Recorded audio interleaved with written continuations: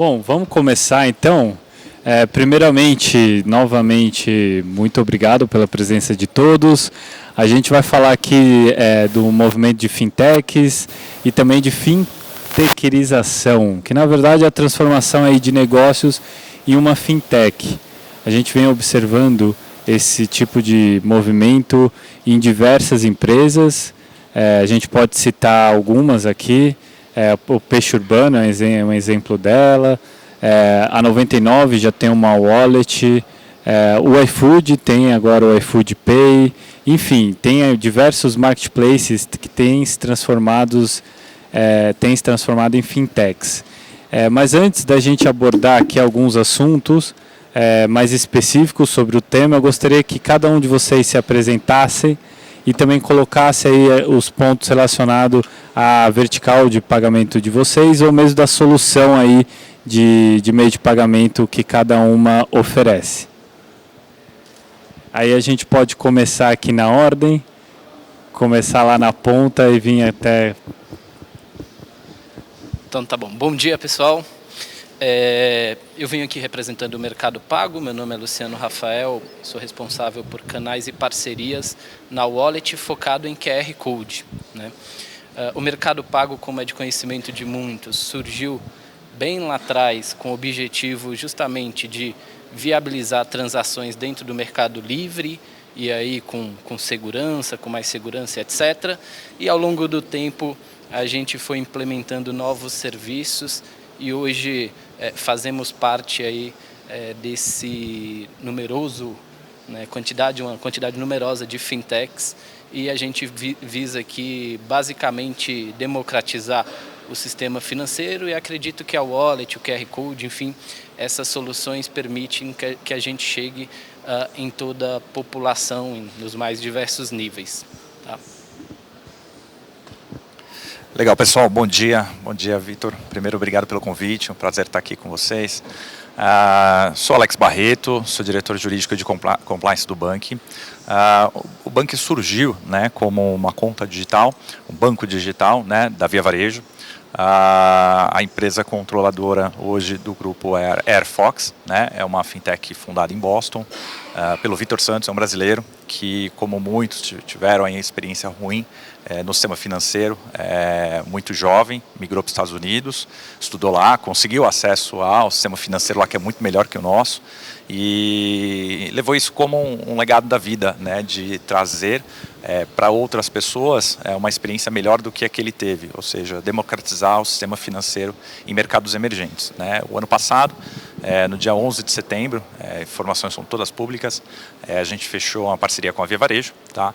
Então, para ser aí o banco digital da Via Varejo. Então, como tem uma sinergia muito grande com aquilo que a gente acredita de valores, de acesso, de democratização de serviço, a Via Varejo focada aí, especialmente nas Casas Bahias, na classe C, D e E, né? Essas pessoas que a gente sabe, hoje a gente tem 45 milhões de pessoas que são desbancarizadas ou subbancarizadas hoje no país, movimentam aí 800 bilhões de reais. Então, a nossa missão é trazer para esse público do varejo, né, aproveitar a base de dados de varejo, trazer experiência financeira para essas pessoas. Então, é um prazer estar aqui com vocês, né, e vamos debater esse assunto tão intrigante de fintechização de marketplace. Pessoal, obrigado, antes de mais nada, Vitor, obrigado pelo convite da Associação Brasileira. Meu nome é Fred Amaral, eu sou diretor-geral da DOC, responsável pela DOC dentro do Grupo Conductor. E a DOC é uma plataforma de Banking as a Service que na verdade, habilita bancos digitais a se colocarem no mercado, provendo serviços nossos, serviços financeiros, serviços bancários, nossos e de terceiros. Esses terceiros podem ser inclusive bancos tradicionais, é um dos temas que a gente vai discutir aqui. E o que a gente faz é entregar todos esses serviços via uma camada de APIs, de uma maneira white label e de uma maneira sempre B2B. Então a gente gosta de falar dentro de casa que a gente habilita essa nova era de bancos digitais e esse spreading que está acontecendo de bancos digitais no país por meio da nossa plataforma. Legal, prazer, obrigado, Vitor. Prazer estar com todos vocês por aqui, compartilhar um pouco da experiência do peixe urbano nessa nova onda, nesse novo momento. Eu estou no peixe urbano há mais ou menos quase 8 anos. Eu fui uma startup comprada pelo peixe urbano, eu sou co-founder do Zupa, é uma marca que acabou não sendo consolidada dentro do peixe, mas sim a tecnologia. E em fevereiro desse ano eu sou o primeiro CEO não founder do peixe, então a gente está num momento de se reinventar. Desde o início do ano a gente vem numa jornada bastante acelerada de implantar uma nova visão para irmos entregando mais valor e riqueza para todo o ecossistema, além do cupom, além do desconto. Então é um bom momento da gente discutir um pouquinho que valor a gente entrega, que riqueza a gente realmente consegue gerar para o ecossistema para transformar o mundo num mundo mais simples, onde a gente consiga gerar produtividade, eficiência, simplicidade para as pessoas, fazer o seu tempo, o seu dinheiro valer um pouco mais, que é a linha da visão que a gente está implantando nesse momento do peixe. Adotar a onda das wallets, para a gente é muito mais um momento de ampliar a oportunidade de contato da nossa base de usuários com os nossos milhares de parceiros. Então, a gente veio ao longo de muito tempo focando muito em termos de desconto, em termos de cupom. Nesse momento a gente está ampliando as soluções. Então a Wallet para a gente tem uma visão um pouco mais agnóstica de interconectividade com todas as demais. A Wallet não é fim para a gente, ela é um meio que eu posso entregar outros produtos que vão ser traqueados por um barramento tecnológico, que antigamente podia ser um cupom, agora pode ser um código de operação financeira pela Wallet. Então a gente, na semana passada, acabou de lançar nossa nova versão do aplicativo tanto para iOS quanto para Android, e é bem legal a gente estar aqui para poder tangibilizar um pouco dessa nova visão num produto que vai agregar valor para todo o ecossistema, mas numa visão que a gente colabora com todos os players e não que a gente queira construir uma estrutura fechada e independente, mesmo que a gente tenha milhões de usuários ativos, não só no Brasil como em outros 5 países de Latinoamérica que a gente atua, mas acho que esse compromisso de todas as empresas se colaborarem entre si, né, ao mesmo tempo que competem, também a gente colaborar entre todos nós para gerar mais simplicidade para a vida dos usuários, é um compromisso que a gente tem que assumir todos juntos. Então, obrigado, é um prazer estar com vocês. Bom, legal.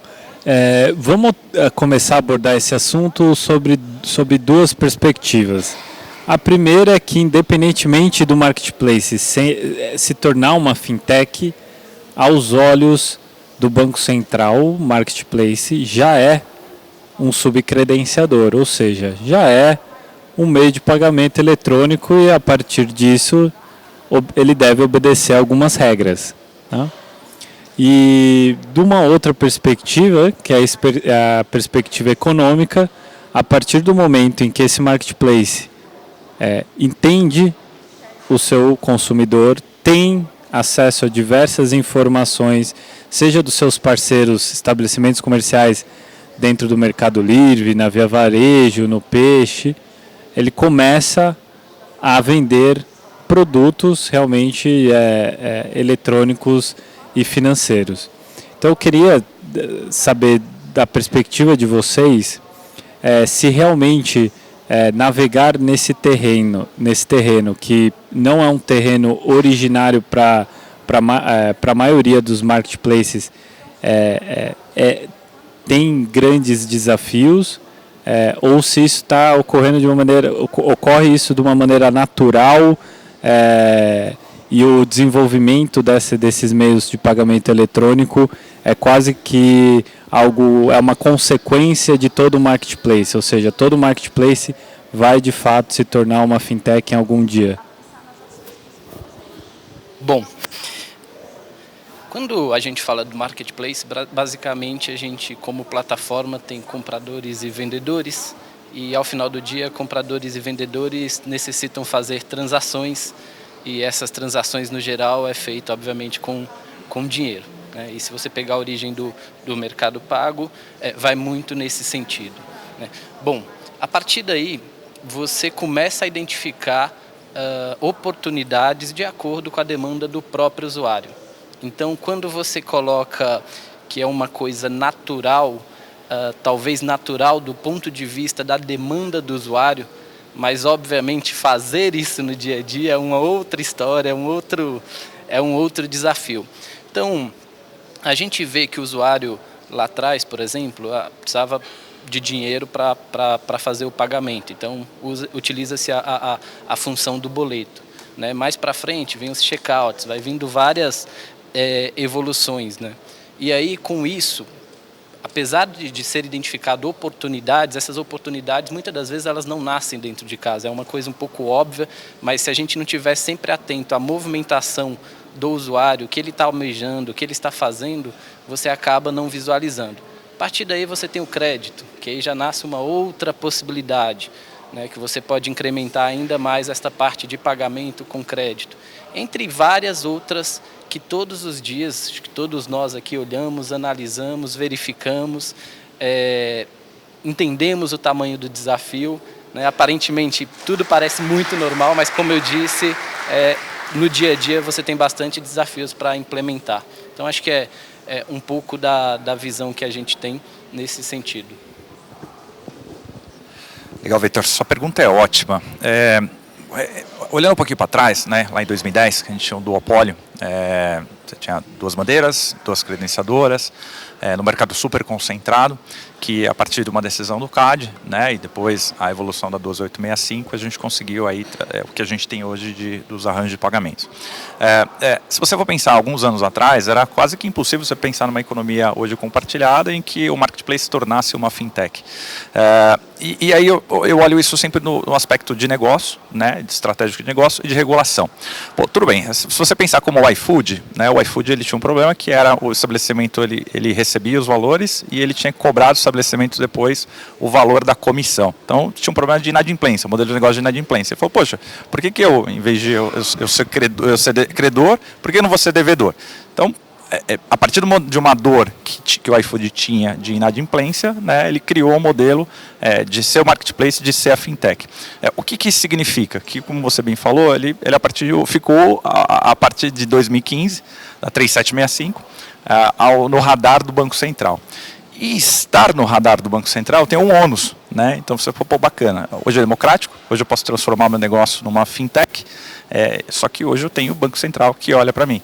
Isso é um custo, né? Então, para alguns marketplaces, pode fazer muito sentido você ter uma estrutura de captura e liquidação, assinar o contrato com a bandeira, assinar o contrato com o adquirente, ou até virar um adquirente, como foi o caso do Mercado Pago, começou como SUS e depois se transformou em adquirente, e fazer a liquidação disso. Isso envolve custo, tecnologia, gestão de risco, tá? Envolve diversos outros custos acessórios que estar dentro do sistema financeiro, do sistema brasileiro de pagamentos. Por outro lado, você tem marketplace que fala, poxa, isso não é minha expertise. Eu prefiro contratar aqui o Fred, né, e fazer toda essa infraestrutura tecnológica, fazer outras parcerias, ou contratar um subadquirente para fazer isso para mim. Então, vai depender muito, acho que a regulação proporcionou que a gente tivesse essa democratização e a fintechização dos marketplaces, né? Mas aí a decisão, eu olho muito do ponto de vista estratégico. Lá na parceria, obviamente, que a gente tem com a Via Varejo, que a Via Varejo tem, o marketplace, a ideia é transformar aquilo que é custo em receita, né? Obviamente. Então, poxa, se você tem uma escala, se você tem como dar vazão e amortizar aquele investimento inicial que você vai fazer para observar o teu ônus da regulação, faz total sentido você construir seu banco digital próprio. Então, para quem está aqui, para quem tem marketplace, está pensando, poxa, eu terceirizo e contrato alguém, aí você fica sob o risco desse cara, né, de um subadquirente ou de um adquirente para fazer isso, e você tem uma linha de despesa, ou falar, poxa, legal, vou criar valor como peixe urbano, vou fazer isso próprio, tenho uma wallet, tenho a captura e vou gerar valor para o meu negócio. Então, você sai da linha de despesa, entra numa linha de receita e pode agregar diversos outros valores. Então, acho que faz total sentido. Cada vez mais os grandes players vão seguir por esse caminho. O Banco Central está aberto para isso. Só tem que criar derrubar algumas barreiras, né, como a assinatura de contratos com os arranjos, aquelas regras de liquidação. Eu acho que é um desafio que a gente conseguiu avançar bastante de 2015 para cá, e o mercado está bem propício para que hoje, poxa, eu tenho o marketplace, eu quero transformar isso numa cadeia de valor, e eu vou fazer, e as coisas estão mais simples de players que podem facilitar a sua vida, quanto o mercado já está mais maduro de trazer profissionais que vão cuidar muito bem desse negócio e gerar valor para esses marketplaces. A sua linha, Alex, é fenomenal. Porque vamos relembrar um pouquinho de como as coisas aconteceram, né? Lá por volta de 2010, 2011 e 2012, no iniciozinho do que foi o movimento de marketplace aqui no Brasil, a gente tinha situações em que um iFood, por exemplo, enfim, qualquer outro marketplace, e o estabelecimento comercial que fazia parte da rede dele era liquidado diretamente por um adquirente. E aí esse estabelecimento comercial tinha que pagar ali aquela comissão, aquele take rate por fora. E aí gerava o que o Alex comentou, que é a inadimplência. O restaurante não pagava, ou enfim, o vendedor de artesanato não pagava, e por aí vai. O Mercado Livre sofreu muito com isso, mas muito com isso. Eu lembro da época que o Mercado Livre mandava um boleto para você via e-mail e se você não pagasse esse boleto, ficava lá esse negócio. E não adianta você protestar também R$2, R$3, R$4. Aí os marketplaces, o que viria a ser os marketplaces, foram então para o lado das credenciadoras, para o lado dos adquirentes, e perguntaram para os adquirentes: você pode, dado que você tem um sistema que vai lá e deduz o MDR e você deposita na conta do estabelecimento comercial líquido, você consegue deduzir MDR mais alguma coisa? E aí a resposta óbvia, né? Óbvia hoje, né, quando você olha para o passado, mas a resposta que os adquirentes deram para os marketplaces foi não. E aí o que aconteceu foi os marketplaces construíram então o que viriam ser os subcredenciadores, os subadquirentes. O fluxo monetário passava por dentro dos adquirentes. A princípio, lá atrás, os adquirentes adoraram a ideia, porque ao invés de olhar diversos estabelecimentos comerciais, olhavam um só. Óbvio que eles não anteviam o potencial risco de crédito, que a gente teve alguns casos interessantes aí no mercado, mas aí os credenciadores passavam então para os marketplaces iam lá e deduziam o take rate e repassavam para o estabelecimento comercial. 3765. O custo intrínseco para você fazer parte de um banco central não é baixo. O nível de compliance, o nível de regulatório, o nível de jurídico que você precisa ter para poder fazer parte de um marketplace, para poder fazer parte de uma instituição minimamente ligada ao Banco Central não é baixo. E aquele take rate que gerava yield, gerava a última linha lá para os marketplaces, frente ao custo que era necessário ser incorrido por conta da 3765, passou a não valer a pena. Então, os marketplaces se viram numa situação que é a seguinte: o fluxo passa por dentro de casa. Se eu erro uma linha de código, o meu liability é gigantesco.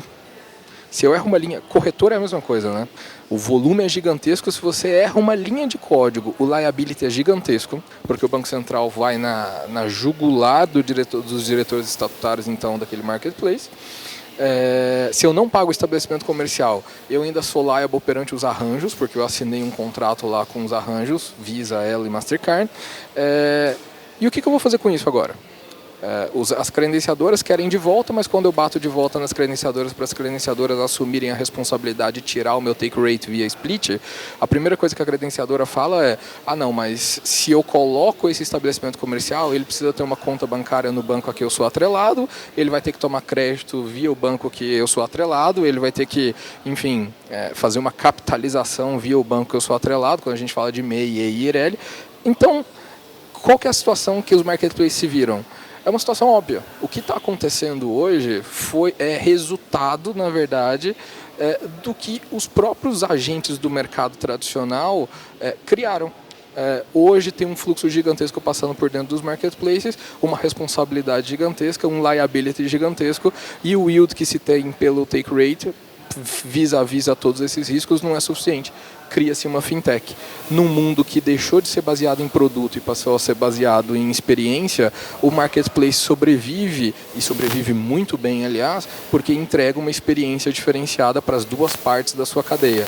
nada mais óbvio então do que entregar uma experiência diferenciada também com relação ao cuidado do dinheiro, seja de uma parte, seja da outra parte. Legal, pouco a acrescentar, exemplarmente respondido por todos vocês, mas acho que sempre tem aquele momento onde um problema, um obstáculo faz o mercado criar suas soluções. Particularmente no Brasil, a gente tem uma adoção muito rápida de novas tecnologias, um comportamento muito de adotar rapidamente novas soluções, e aí obviamente tanto na frente B2B quanto na frente B2C a gente tem soluções sendo implantadas. No nosso caso do peixe urbano, acho que a pergunta que todo mundo tem que se fazer quando a gente fala de que nível de risco eu quero tomar ou que nível de responsabilidade eu vou ter num aspecto mais de Bacen ou de qualquer outro aspecto regulatório, voltar-se para o seu core e saber exatamente qual o valor que você entrega para o seu cliente. A gente, no peixe urbano, como está se posicionando como uma plataforma de benefícios, né, que vai estar se interconectando com todos através de um meio de pagamento, através de um barramento tecnológico para poder fazer rastreabilidade de um pagamento, a gente tem algumas coisas que prefere utilizar soluções que o mercado já apresenta. Então, uma parte da responsabilidade vai para um fornecedor, porque não pode ser com frete. Então, várias dessas soluções, a gente está tomando uma decisão de poder incorporar as melhores soluções do mercado, porque nem sempre você tem a capacidade ou de tempo, ou técnica, ou inclusive de core, que isso acaba de foco, você acaba indo para um caminho que não é aonde você realmente agrega valor. Então a gente está adotando um pouco dessa postura, de ampliar muito o nosso nível de penetração de mercado com novos produtos, e que esse back seja coberto por alguém que seja especialista dentro dessa tecnologia. Então é um pouco do caminho que a gente está escolhendo, e acho que para quem está tomando algumas decisões, a dica é saber aonde realmente você agrega valor na cadeia e como você pode interoperar com todos os demais. O nosso caminho tem sido esse. E vamos olhar para o futuro. Pegando um pouquinho do gancho da fala de vocês, percebe-se que o marketplace que desenvolve uma vertical de pagamentos, ele deve realmente cumprir com uma série de obrigações, inclusive contratar uma série de agentes, seja o instituidor do arranjo de pagamento, vulgo a bandeira, seja um adquirente, um banco liquidante. Olhando para o futuro, se a gente está querendo concorrer realmente num sistema bancário amplo, quais são hoje as dificuldades que a gente observa que eu acho que a gente precisa melhorar? Um exemplo disso é a interoperabilidade. Em que pé que está a interoperabilidade? Ou seja, de você ter o seu próprio arranjo e comunicar com outro arranjo, seja da bandeira ou de algum outro instituidor. Em que pé que isso está para cada um e como vocês enxergam esse desenvolvimento, se no futuro a gente vai começar a oferecer produtos que os bancos oferecem hoje em dia? Bom, falando do primeiro ponto aqui, quando a gente fala da interoperabilidade, eu acho que ela ainda está no início, né? Está no começo ainda de tudo isso. E acho que esse está no começo de tudo isso, uma das coisas que a gente vê no dia a dia, e aí quando você coloca os outros players, acho que tem grandes oportunidades de cooperação, igual foi colocado, mas ao mesmo tempo, nesse movimento de mercado, dado digamos assim, a barreira estar mais baixa, pelo que a gente tem disponibilidade de tecnologia, pela mudança de regulamentação que existiu nos últimos anos, de alguma forma também cada um está olhando para o seu e entendendo quanto pode ser capaz de criar algo assim, né? E aí acho que é um pouco disso que a gente está vendo esse número de várias fintechs vindo, e a coisa mais natural e acho que mais benéfica para o mercado brasileiro, que sempre esteve muito concentrado.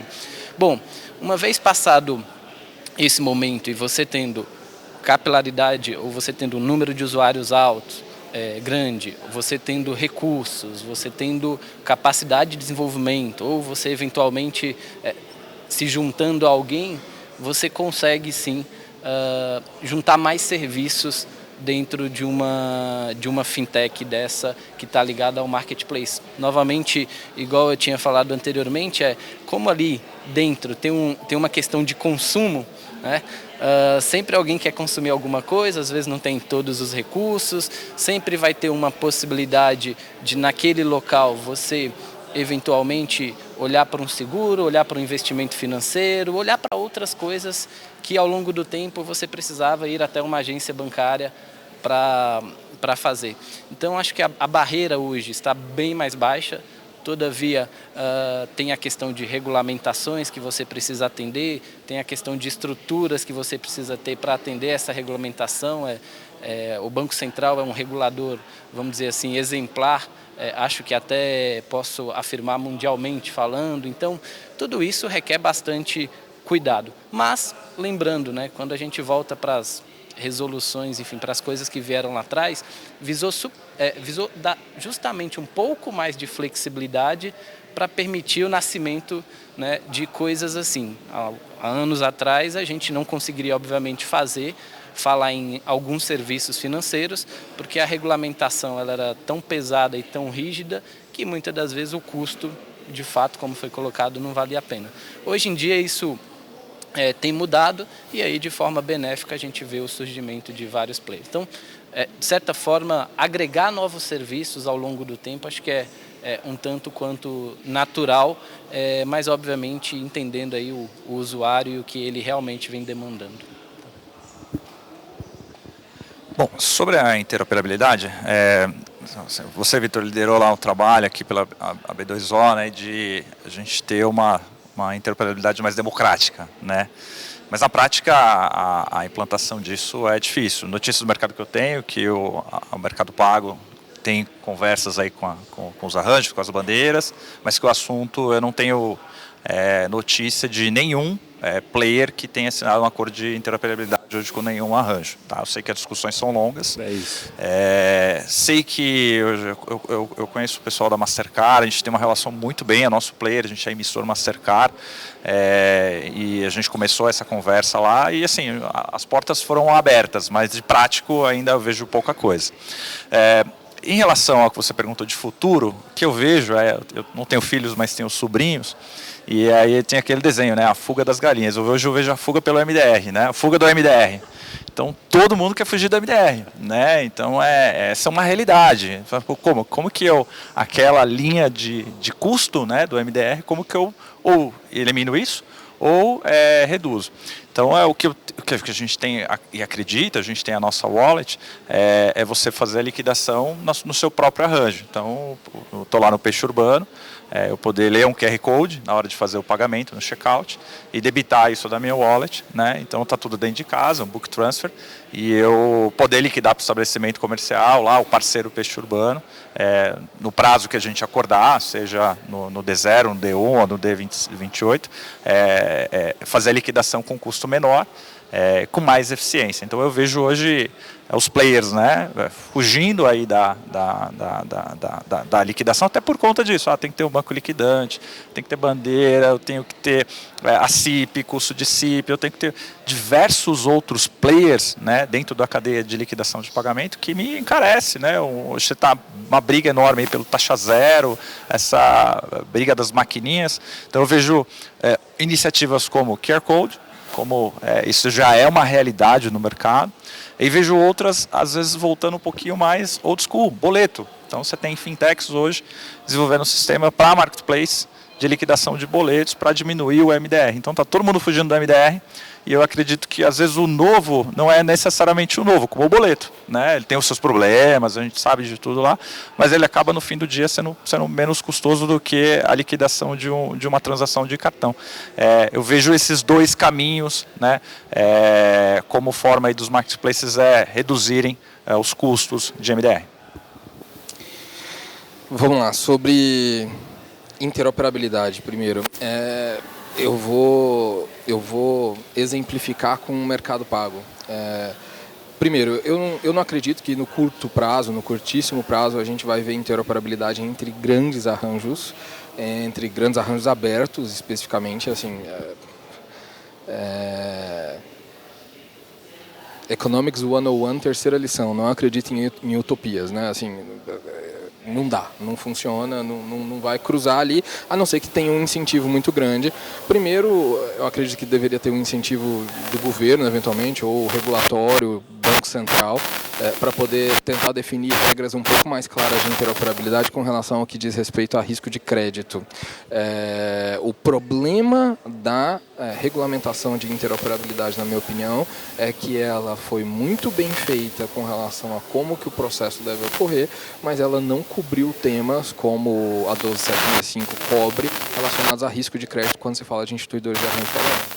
Então, eu acho que tem um ponto aí, mas eu acredito muito, ao passo que eu não acredito que os grandes instituidores de arranjo abertos eles vão partir para uma interoperabilidade mais ampla, pelo menos no curtíssimo prazo. Eu acredito em movimentos como o do Mercado Pago. Eu acredito em movimentos como o que eu ouvi dizer que o Peixe vai começar a fazer, que é interoperar os pequenos arranjos. Então, interoperar o QR Code do Mercado Pago com o QR Code da AMI, com o QR Code do iFood, com o QR Code eventual do Peixe, interoperar esses pequenos arranjos que têm ali os seus estabelecimentos comerciais, que têm ali os seus merchants, sejam eles PJ, sejam eles PF, pessoas jurídicas ou pessoas físicas, interoperar isso daí e interoperar essas transações e fazer o que o Alex comentou, book transfers. Hoje é muito mais simples de você discutir risco de crédito entre AMI e Mercado Pago, entre Peixe Urbano e Mercado Pago, entre Peixe Urbano e AMI, do que discutir risco de crédito com um instituidor de arranjo de pagamento, que tem só como regra, como regimental de arranjo de pagamento, um book de mais de 1000 páginas. Não sei se vocês já tiveram a oportunidade de ler as regras das IAPs aqui no Brasil. Todas elas têm mais de 1000 páginas. E detalhe, 1000 páginas com base em termo de adesão, né? Então, não pode discutir. E olha que a gente é emissor na DOC e eu tenho relacionamento com as 3 bandeiras, mas eu falo abertamente quais são os meus pontos de vista, né? Sobre futuro. Sobre o futuro, para mim, o ponto é muito simples e rápido. A população brasileira, do ponto de vista de PEA, do ponto de vista de população economicamente ativa, vamos arredondar, a gente está falando aí de 200 milhões de pessoas. Vamos colocar arredondando para 5, porque eu acho que o último censo foi 180, se eu não estou enganado. A gente tem 5 grandes bancos no país que no último número que nós temos, do ponto de vista de concentração bancária, comanda 81%, 82% da movimentação do país. O que eu vou dizer aqui não é relacionado ao banco em si, não é ineficiência de um banco tradicional, é impossibilidade prática. Não tem como 5 bancos responsáveis por 80% da movimentação do país, de uma população economicamente ativa de 200 milhões de pessoas, terem uma experiência de app voltada para 30 milhões de pessoas. Um banco não consegue criar uma experiência para 30 milhões de pessoas. É impossível, não tem como. O iFood consegue criar uma experiência para os seus motoboys. A Log consegue criar uma experiência para os seus motoboys. Marketplaces conseguem criar experiências para cada um daqueles que estão dentro, então, do Two-Sided Program. Mas um banco não consegue criar uma experiência para 30 milhões. E não adianta a gente dizer que, você vai criar, então, uma camada A personalité, uma camada B, uma camada C e a gente vai ter 3 tipos de app. Não é, o mundo não necessita disso mais. Então, o que eu acredito é que, no final do dia, no futuro, o movimento de fintechização, não somente de marketplaces, mas do país como um todo, vai acontecer por uma ineficiência prática. Não é uma questão de ter cabeças com maior capacidade cognitiva dentro dos bancos, porque disso eu tenho certeza que eles têm. É uma ineficiência prática de entregar aquilo que a população brasileira e a população mundial hoje precisa. Eu vou abordar um pouco o que eu vejo mais de curto prazo, até o final do ano que vem. Eu acho que a tarefa dos pequenos arranjos fazerem o seu trabalho de casa no sentido de integrarem-se o mais rapidamente possível. Eu acho que vem algum movimento também de bandeiras, não sei em que nível, mas seguramente tem coisas sendo discutidas e pode ser que a gente tenha alguma surpresa no ano que vem em relação a eu transferir um saldo de um cartão para outro cartão que não seja da mesma bandeira. O movimento contactless também se encontra maneiras mais simplificadas. Então, acho que tem um movimento de uma indústria tradicional que vai criar suas soluções, que não vão ser perfeitamente adaptáveis às soluções que têm sido geradas ou pelo B2B ou pelo B2C de todo esse público novo de inovação. Então, eu acho que tem eu defendo muito que todos nós sentemos para ver como a gente faz a nossa interoperabilidade o mais rápido possível, botando as equipes técnicas a fazerem o seu desenvolvimento, porque a barreira não é mais técnica, na minha opinião, é muito simples hoje. Acho que a gente tem N outros desafios em qualquer marketplace para poder criar os produtos que a sua base de clientes e a base dos seus clientes terceiros precisam. A gente vê no Peixe demanda por um microcrédito para poder fazer uma viagem de R$ 1.500. Esse é o mercado? Claro que é o mercado. Se eu tenho capital para poder prover isso, eu posso tomar o risco completamente para mim. Mas por que eu não posso dividir isso com alguém que é especialista nesse microcrédito de R$ 1.500 para fazer uma viagem para uma pessoa, para o Nordeste, para 4, 5 dias? Então, acho que esse caminho de entender e de conseguir adaptar a solução para aquilo que o seu público está gerando, é algo que não pode ficar só na sua estrutura. Ela tem que estar complementada com os clientes do Mercado Pago, com os clientes do iFood, da Rappi, e zero problema se a gente vai ler num ponto de venda, no app do Peixe Urbano, que é o QR Code do Mercado Pago. Esse é o zero problema se a gente tiver... Por que todos têm que fazer o mesmo esforço de botar suas equipes a trabalharem, a disputar o espaço no balcão para um QR Code? Vamos logo fazer um bate-papo e falar, vamos... Antes de 20 de novembro do ano que vem, vamos a gente fazer a nossa interoperabilidade. É muito mais eficiente do ponto de vista de entrega de valor para usuário, para parceiro. Então, do ponto de vista prático, acho que a gente tem que correr para isso. Existem outros desafios que é de cada um dos negócios. Eu acho que tem um desafio de escala, de volume de usuários, que aí cada plataforma precisa encontrar a sua. Acho difícil uma estrutura de serviços como o Peixe Urbano querer competir com uma estrutura de produtos, de marketplace de produtos, então são absolutamente complementares. Eu acho que a nossa tarefa é fazer essa lição de casa, criando esse nível de interoperabilidade. Quanto ao futuro, eu acho que tem tantas coisas, assim, o acesso ao crédito é baixíssimo e caro, o uso dos serviços bancários, mesmo por esses 30 milhões de clientes, é ínfimo, né? A gente não usa o banco como pode usar, e a gente tem um sistema bancário altamente moderno, né, comparado com os outros padrões mundiais, mas a gente tem que descobrir se o nosso caminho é um pouco mais Índia, um pouco mais China. Não acho que a gente vai ter escala, não acho que a gente vai ter, não é um copy-paste de China para cá, talvez seja um Índia, mas acho que a nossa missão é conseguir fazer o nosso trabalho de casa, porque com certeza na sequência a gente vai ver o movimento da indústria tradicional para fazer isso também. Vocês citaram quase todos o QR Code, né? E QR Code, na verdade, não é uma tecnologia nova. Na minha época de adolescente, eu ia para o cinema, eu via um banner lá e um baita de um QR Code. Você mirava lá e você tinha mais acessos daquele filme. Então, QR Code é uma linguagem, né? Agora, quando a gente fala do QR Code aplicado para pagamentos instantâneos, aí a coisa muda de figura. Ou seja, eu quero pagar com QR Code, mas eu quero pagar 24 horas por 7. Eu quero fazer essa transação de maneira rápida e todos os dias da semana. Isso a gente ainda não está observando. A gente está observando uma pulverização de QR Code, mas o pagamento instantâneo na hora do vamos ver, ele ainda não ocorre.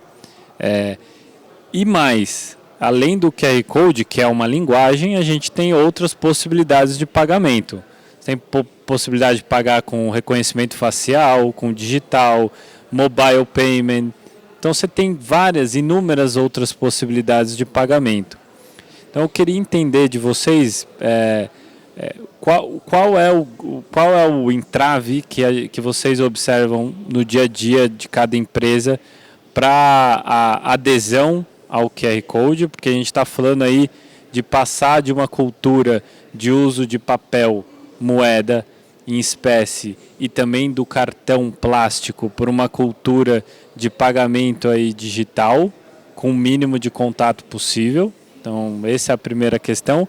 E a segunda questão, aproveitando o gancho sobre novos produtos e esse futuro aí de acesso a crédito, se o Open Bank é a pedra angular para que esses produtos sejam colocados ao mercado. Ou seja, se eu preciso acessar esses dados de uma maneira ampla e regulamentada, obviamente, para a partir desses dados, desses clientes, a gente ter mais fintechs, mais produtos para o consumidor?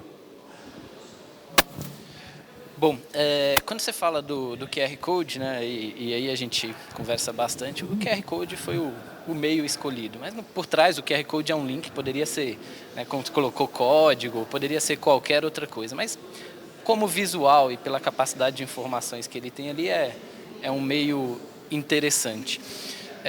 Bom, quando a gente olha para o QR Code no dia a dia, e aí basicamente o QR Code a gente pode colocar ele como o contato do meio físico com a wallet, né, onde que você consegue realizar esse pagamento. A gente ainda tem uma missão muito grande de fato gerar capilaridade. Você falou de alguns entraves, né? Você precisa gerar capilaridade. Por que gerar capilaridade? É o que a gente trabalha intensamente. A gente fala em sair de casa sem a carteira. Para eu sair de casa sem a carteira, eu tenho que ter certeza absoluta que os lugares que eu irei, eu conseguirei pagar, né? Então essa capilaridade ela é importante e não é uma coisa trivial de se fazer, dado o tamanho do nosso país. Mas como o Mercado Pago, a gente vem avançando bastante nisso e cada dia a gente tem mais lugares, né, assim, adquiridos, credenciados, vamos dizer assim, e também mais usuários realizando pagamento. Por outro lado, um desafio, a gente tem, digamos assim, uma boa experiência com cartão no Brasil, né? Cartão tinha até então um problema maior de custo, ao longo do tempo isso vem caindo, mas não é uma experiência ruim. Então, você precisa naturalmente ter algumas coisas a mais nessa wallet, neste aplicativo, para que você possa, digamos assim, chamar a atenção. Ao longo do tempo, como o Mercado Pago, a gente vem do lado do comprador, a gente vem trabalhando com descontos, com outras possibilidades de transações dentro do aplicativo. A gente pode citar até recentemente, a gente participou do Criança Esperança, então você pode doar dentro do aplicativo do Mercado Pago, não precisou, né, ligar.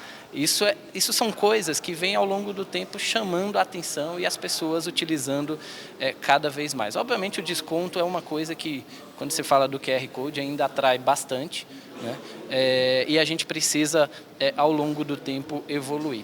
Quanto do lado do vendedor, né, do lado do merchant, você tem, como você ao longo do tempo pode ter menos intermediários, você pode naturalmente baixar o custo, não só pelos intermediários, mas pela tecnologia que você está usando. Isso pode chegar lá na ponta, né? Você falou de pagamento instantâneo, quando alguém vende no QR do Mercado Pago, pode abrir lá, está lá o valor certinho, tá na hora, a gente faz em D0, no momento da venda, o recurso está lá na conta. Então, digamos que já tem pagamento instantâneo. Mas ainda tem, até com essa questão do pagamento instantâneo pelo Banco Central, ainda tem bastante caminho aí nesse sentido. E o último que você citou, você falou do Open Bank. Acho que vamos dizer assim, esse acesso maior aos dados, esse poder compartilhar essas informações, você trabalhar com um número maior de produtos e etc., tudo isso agrega valor para o usuário. E, por outro lado, as empresas mais tradicionais naturalmente utilizam isso como barreira, né, de entrada. Bom, uma vez que o Open Bank vira uma realidade contundente, você de fato vai abrir mais mercado, você de fato vai abrir mais possibilidade, e tenho certeza que não só a gente aqui que já está atuando, outros que já estão, alguns aqui que estão aprendendo hoje ou entendendo um pouquinho mais ou pegando informações, vai com certeza ter a oportunidade de implementar mais e mais negócios nesse sentido, que vai ficar bem mais fácil, vamos dizer assim. Bom, Vitor, eu acho que você tocou num ponto que acho que é um pouco de cultura, né? O banco tem uma parceria com a Cielo também, para a leitura de QR Code, e a gente observa que é uma questão de cultural, né? Às vezes a gente acha que determinadas classes sociais elas estão adeptas a sair de casa sem a carteira, mas quando a gente olha para a classe C, D e E, né, a gente tem um desafio enorme, né? Então, lá no banco todos os dias a gente acorda da estrutura maior, que é o CEO, o fundador da empresa, a menor, a gente está pensando na experiência do usuário. A gente tem reuniões semanais para olhar casos de sucesso e insucesso. E eu acho que olhando para essa classe que a gente quer atingir, o pagamento via QR Code ainda está bem longe. tá? Também, infelizmente, a gente tem um processo de cultura ainda muito a trilhar, é um caminho longo. Mas acho que é uma realidade, né? Então hoje eu faço questão de pagar, uso o meu aplicativo, onde tem maquininha da Cielo, eu uso o meu aplicativo Bank para fazer pagamentos, e funciona super bem. E acho que é uma experiência que vai ao longo do tempo, isso a gente vai ver mais e mais as pessoas utilizando o QR Code para pagamentos. Aí quando você fala assim, poxa, pagamentos instantâneos, qual que é a minha visão, né? Que não é a visão do banco, é a visão do Alex Barreto. Eu acho que ele vai ser utilizado, é uma agenda, o Banco Central está com uma agenda agressiva, digamos assim, para não dizer outro adjetivo, arrojada, né? Não agressiva, arrojada. Porque implementar o Open Bank e pagamentos instantâneos nos próximos anos tem diversos desafios e diversas barreiras. Mas olhando primeiro para o pagamento instantâneo, eu acredito que a grande capilaridade vai ser nos pagamentos peer-to-peer. Tá? Eu acho que isso, esperar no final de semana você para pagar, mandar uma TED, né? E com o custo de TED que tem hoje, ineficiente, o mercado ineficiente que a gente tem hoje para as TEDs, especialmente as de pequenos valores, né? Tudo bem, você tem banco digital que oferece TED de graça, mas você ainda tem muitos milhares de pessoas que ainda nos bancos tradicionais que pagam, e é uma receita grande dos bancos, que custa muito pouco e ganha essa uma margem, né? Você tem essa uma margem enorme. Então acho que o pagamento instantâneo ele vem para revolucionar o peer-to-peer, vem para você, olha, aqui eu fui no churrasco no final de semana, estou te pagando, está na hora, você abriu o seu aplicativo, o dinheiro está lá, né? Não esperar uma TED, e vem acompanhando isso dentro do grupo de pagamento instantâneo do Banco Central. E a minha visão é que, olhando para o B2C, né, vai sim, acho que tem um caminho, mas no B2B eu acho que realmente, para pequenos valores, o pagamento instantâneo vai revolucionar. Mas num painel aqui falando de marketplace, eu acho que o que realmente é a revolução, e aí na tomada de decisão, poxa, se o Peixe Urbano, qualquer outro marketplace, estou pegando aqui, você como exemplo o Peixe Urbano, mas qualquer marketplace, pensar assim, eu vou terceirizar minha estrutura de fintech, ou vou fazer internamente, qual a vantagem ou a desvantagem. Você vai ter um P&L que você vai fazer o seu margem de risco, mas acho que tem alguma coisa que você tem que colocar lá, que é o acesso ao Open Banking. E no curto prazo. No longo prazo, isso vai ser mais democratizado. Por que isso?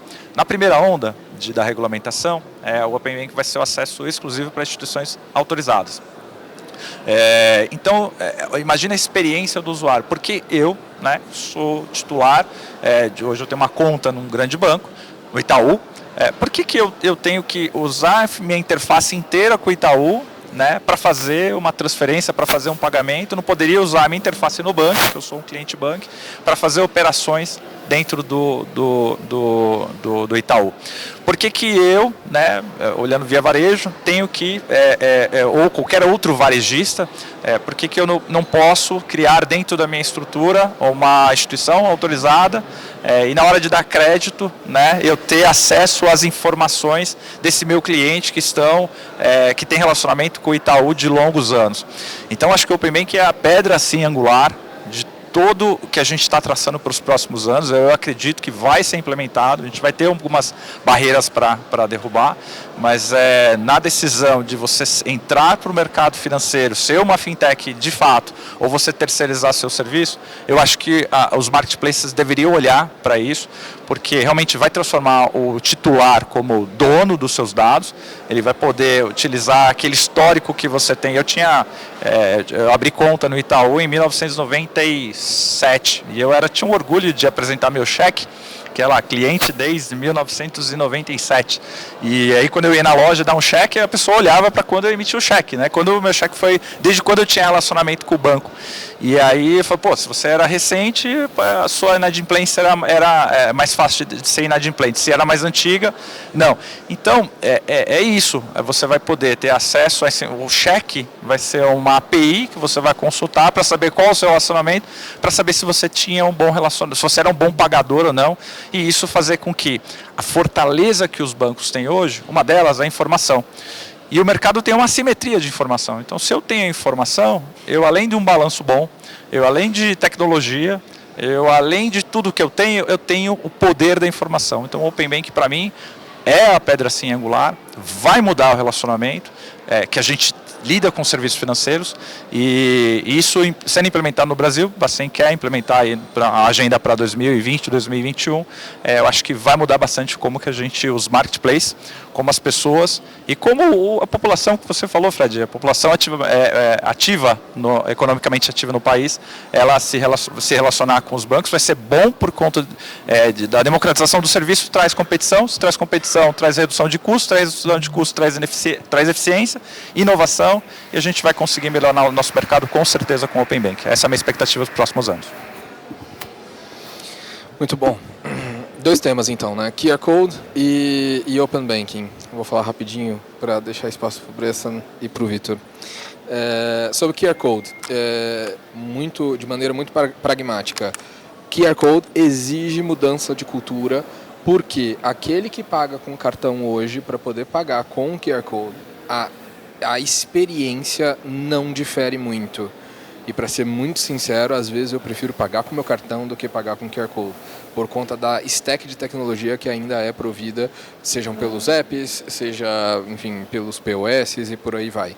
Então eu ainda acho que tem que clicar em muitos botões para poder chegar no QR Code no POS, eu ainda acho que tem que passar por diversas camadas de autenticação quando se abre um app. A experiência do Mercado Pago para mim é uma das melhores, inclusive, Luciano. Parabéns. Mas eu ainda acho que é mais fácil a gente tirar o cartão, passar o cartão e digitar uma senha, dado que o nível de autorização do país, eu não sei se vocês têm esse dado, mas em segundos o nível de autorização do país é de 1,2 segundo numa autorização de cartão. Então, assim, é inquestionável. É muito rápido e é muito simples. Contudo, 60% das transações do país ainda são feitas via moeda. E aí sim eu acho que tem espaço para o QR Code. Tem espaço, mas precisa mudar a cultura da classe C, D e E, que é quem paga com moeda, que é quem paga com espécie. Concordo 100% então, só estou corroborando aqui a posição do Alex de que a mudança de cultura ela é muito mais profunda do que a gente imagina. Óbvio que tem os early adopters, como nós, que a gente chega lá e vai lá e paga com QR Code, seja porque é do banco, seja porque é da DOC, seja porque é do Peixe, seja porque é do Mercado Pago. A lanchonete lá do Mercado Livre, inclusive, só aceita QR Code, pelo menos a última vez que eu fui, então não tem muito como você fazer. Aquilo ali é casa de ferreiro, espírito tem que ser de ferro, né? E eu acho isso ótimo. Então, enfim, corroboro 100% a posição do Alex e a posição do Luciano. Sobre Open Banking, eu acredito que a próxima onda de mudança nesse país vai vir do Open Banking e não pelo Open Banking em si. Eu acho que o Open Banking, em suma, é sim a pedra angular de todo um movimento novo que a gente vai começar a ver a partir de 2020, só que o Open Banking é a ponta do iceberg.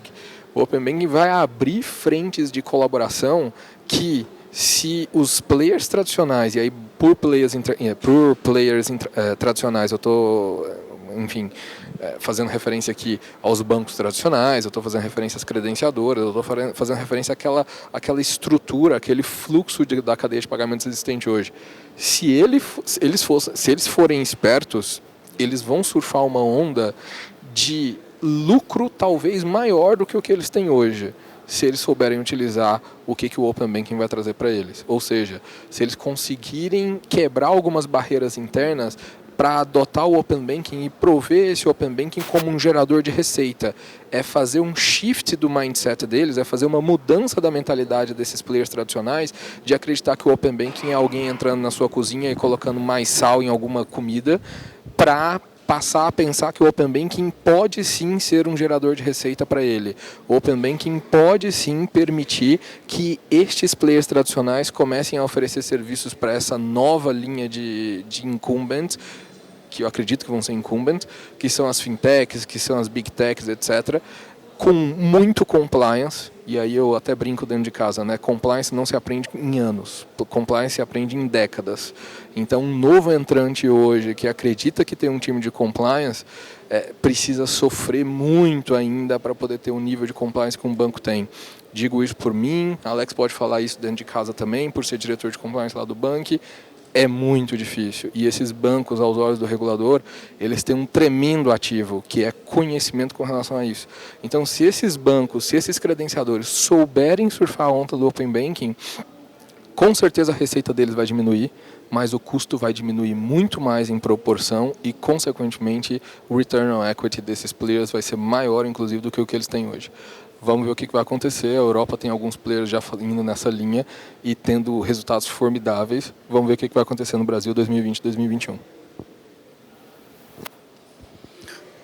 Open Banking, nada a acrescentar, concordo com as opiniões manifestadas. Acho que é a próxima onda. E um outro entrave, acho que significativo que a gente vê é de adoção, né? QR Code como tecnologia, pode ser qualquer coisa, como a gente já falou, mas eu acho que o entrave é a adoção. Quando eu estava olhando alguns números junto com o Google, uma pesquisa mostra que só 8% dos brasileiros pagaram já algo com uma wallet. Isso é muito pouco, né? Bom, mas tem uma enormidade de volume monetário físico sendo transacionado, que aí sim, eu acho que a disputa de uma wallet não é com criar uma wallet, pôr uma wallet, eu acho que a briga está perdida. Ela tem que agregar muito mais serviço, tem que agregar muito mais valor para a cadeia, porque só pela transação de pagamento a receita vai sumir, não há como. Então tem que criar os seus mecanismos de poder rentabilizar, seja com um arranjo próprio, mas antes de tudo, acho que a gente tem que acessar esse mercado que ainda a gente não acessou, só 8%. Quando você fala de conhecimento em geral, só 25% sabem o que é exatamente uma carteira digital. Então, acho que isso tem que passar pelas features que a gente vai entregar, facilitando a vida do usuário.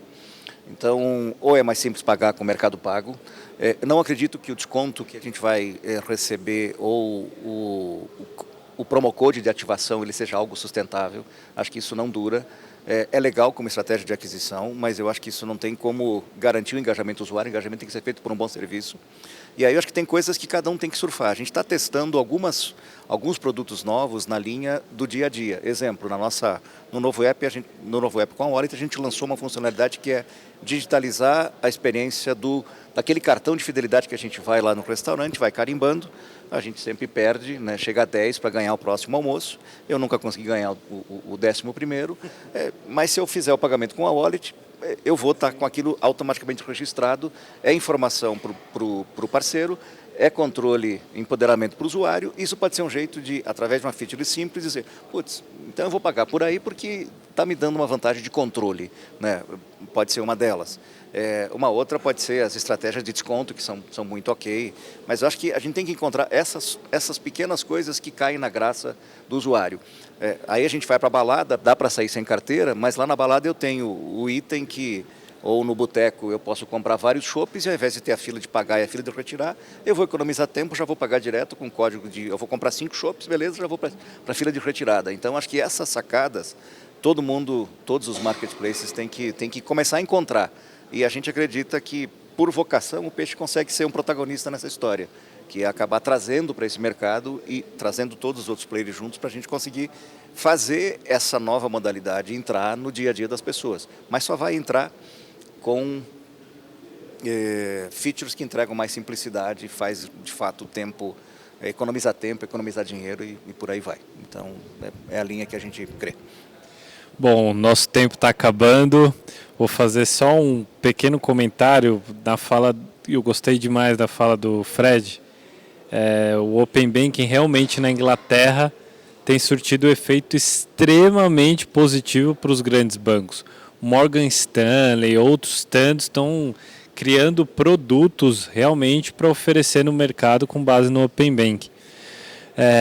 Gente, por favor, se vocês quiserem tratar mais sobre esses assuntos, podem entrar em contato na associação, entrar em contato com eles, comigo, nas redes sociais.